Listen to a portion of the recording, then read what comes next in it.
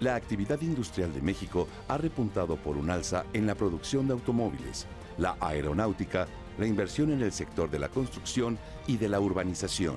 Sin embargo, el sector servicios es el de mayor peso económico. Se expandió un 0.2% en enero, la misma tasa de los 2 meses precedentes. También el sector agropecuario aumentó su actividad en 0.5% en el primer mes del año. Seguramente usted está familiarizado con la palabra productividad. Seguramente ha escuchado muchísimos rollos en materia de competitividad. Hoy, en la otra cara de la moneda, analizaremos qué se tiene que hacer realmente para que México, todo México, sea productivo y competitivo. Hace no mucho tiempo en este país se creía que la política industrial la debería hacer el Estado. El Estado como el gran rector de la economía y era el que hacía la política industrial a través de tener empresas. Los resultados, fatales, desastrosos, una verdadera vergüenza porque simple y sencillamente las empresas del Estado no están destinadas a generar utilidades, sino están destinadas a generar poder político. Y lo vimos con todas las empresas que se privatizaron a la década de los 90, cómo cambiaron radicalmente, cómo dejaron de ser una basura para convertirse efectivamente en empresas eficientes para este país. Y todavía lo vemos, el dolor que están teniendo Comisión Federal de Electricidad y Petróleos Mexicanos señaladamente para convertirse en lo que marca la Constitución, empresas productivas del Estado. Antes eran empresas paraestatales y su operación, como hemos visto, era franca y absolutamente ruinosa. Veíamos cómo se metían de problema en problema, cómo el dinero no les importaba. Lo siguiente fue llevar el péndulo exactamente hasta el otro lado, ponerlo donde no se debe.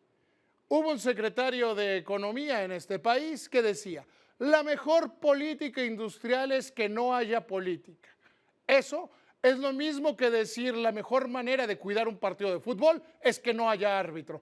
Es decir, se convierte en la ley de la selva. Hoy, lo que se debe entender por una buena política industrial es que el gobierno haga lo que le toca. Es decir, poner el piso parejo, sentar las bases, no para que las empresas hagan lo que les toca, sino para favorecer a los consumidores, para favorecer a las personas, que es, al final del día, lo que nos debe generar. Hemos visto cómo México durante los últimos años ha tenido un muy fuerte desarrollo. Hemos visto cómo el país, en algunos sectores, básicamente el automotriz, el aeroespacial y el de servicios, es una potencia mundial. Déjeme comenzar al revés de cómo los enumeré. La banca en México cumple los estándares de Basilea III. No sucede con las matrices de muchos de los bancos que operan en México. Es la banca la primera que cumple sobradamente con estos estándares y se ha reflejado en más y mejores servicios para las personas.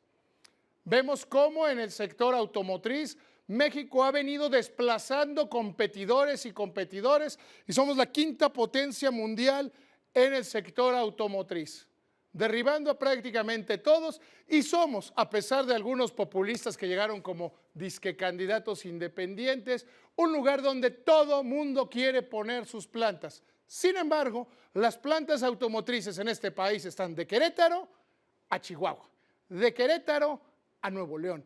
No están hacia el sur del país.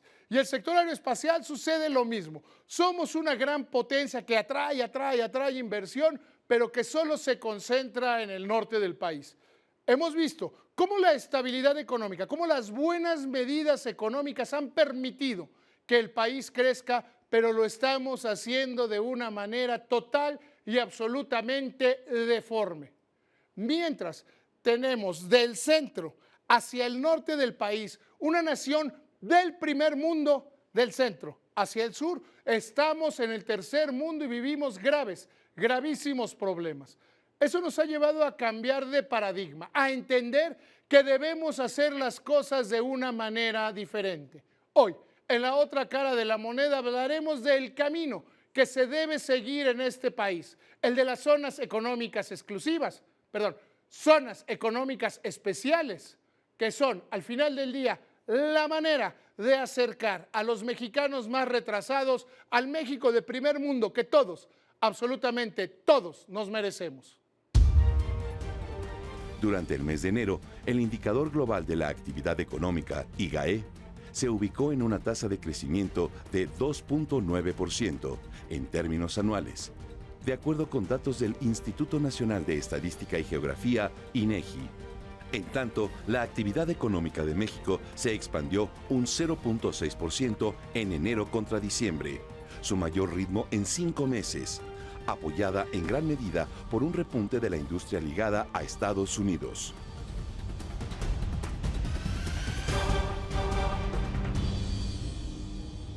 Si nos damos cuenta de que el progreso está concentrado en una parte del país, tenemos que preguntarnos qué sucede en la otra. ¿Es un factor político? ¿Es un factor cultural? ¿Es un factor de qué tipo para poderlo enfrentar? Mucho tiene que ver con las comunicaciones. ¿Usted sabía que estados como Querétaro y particularmente Guanajuato son los que más y mejores redes carreteras tienen en el país? Ahora compárelo con Oaxaca, Chiapas, Guerrero, donde las comunicaciones son verdaderamente lamentables. Y ahí encontramos la primera diferencia. Segundo, vemos que como ha habido más años de progreso en el norte del país, las mejores escuelas están del centro hacia el norte del país. La educación en entidades como Oaxaca, Guerrero, Chiapas, está muy retrasada en comparación a lo que hay. Y luego vemos que en entidades como Oaxaca o Guerrero están los sindicatos de maestros que deciden que no haya clases todos los días. Hace aproximadamente un año en este programa yo dije que si fuera un cínico, me encantaría eso, que los niños de Oaxaca y de Guerrero, de donde es originaria mi hija, sigan sin ir a la escuela, porque para mi hija es más sencillo conseguir un mejor trabajo compitiendo desde una mejor escuela en el centro del país. Pero no soy un cínico. Entonces, no infraestructura, no educación, no se generan condiciones adecuadas para que los empresarios se pongan ahí. Podemos decir, no hay un mismo régimen fiscal para todos. No es suficiente. Es necesario tomar decisiones valientes que atraigan a la inversión. Hace un tiempo el presidente de la República, Enrique Peña Nieto, anunció la creación de 3 zonas económicas especiales. Un modelo que ha funcionado verdaderamente bien en Asia. Es decir, reconocer que el progreso no va a llegar solo, que el inversionista internacional no va a llegar solo a esas regiones del país. Y mucho más importante, que el mexicano que vive ahí se va a ir a otro lugar a buscarse la vida, porque si quiere mejorar sus condiciones, va a tener que dejar de hacerlo. Se decidió que fueran la frontera entre Michoacán y Guerrero, Oaxaca y Chiapas. Estas zonas económicas especiales, que, insisto, han funcionado muy bien en Asia, parten de la base de decir, hay que poner incentivos especiales para que se acerque la educación, para que una escuela se quiera poner porque va a estar vinculada a una empresa, que la empresa se quiera poner porque va a tener un régimen que la traiga, que diga, ¿por qué no me pongo en el norte del país donde está toda la infraestructura y me pongo ahí? Porque va a tener condiciones especiales. Sin embargo, es necesario reconocer que este tema no puede ni debe ser politizado. No se trata de ganar elecciones, se trata de que los mexicanos, particularmente los más jóvenes, tengan acceso a educación y que esa educación les sirva para tener un trabajo donde están y que a partir de ahí se generen polos de desarrollo a la economía.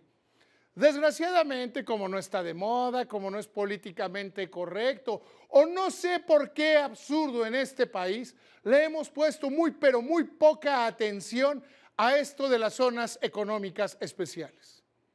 Recientemente se realizó un foro en Chiapas donde se juntaron empresarios, funcionarios del gobierno, de la banca de desarrollo y de la banca privada, donde buscaron aterrizar las medidas. Uno, insisto, uno de los primeros puntos fundamentales que se tiene que tener es que no es un programa político, que debe trascender al gobierno federal, al gobierno estatal y al gobierno municipal, que debe permitir, sin duda, sin discusión y sin ningún ambaje, que se pongan negocios, que los negocios atraigan educación, que se genere una onda de progreso que se vaya desarrollando. Quizá donde están más avanzados es en Puerto Chiapas, en Chiapas, donde han tomado la decisión de convertirlo en un factor de desarrollo para el país. Una parte que tiene que ver necesariamente con la productividad. Porque usted no lo sabe, tenemos una comisión de productividad en el Senado de la República que encabeza el senador del Partido Verde, Luis Armando Melgar, en la cual se está buscando que las zonas económicas especiales se desarrollen de una buena manera. Desgraciadamente, insisto, desgraciadamente los políticos no están interesados. En la empresa privada hay una posición total y absolutamente diferente. Claro que queremos ir para allá, claro que queremos ponernos ahí.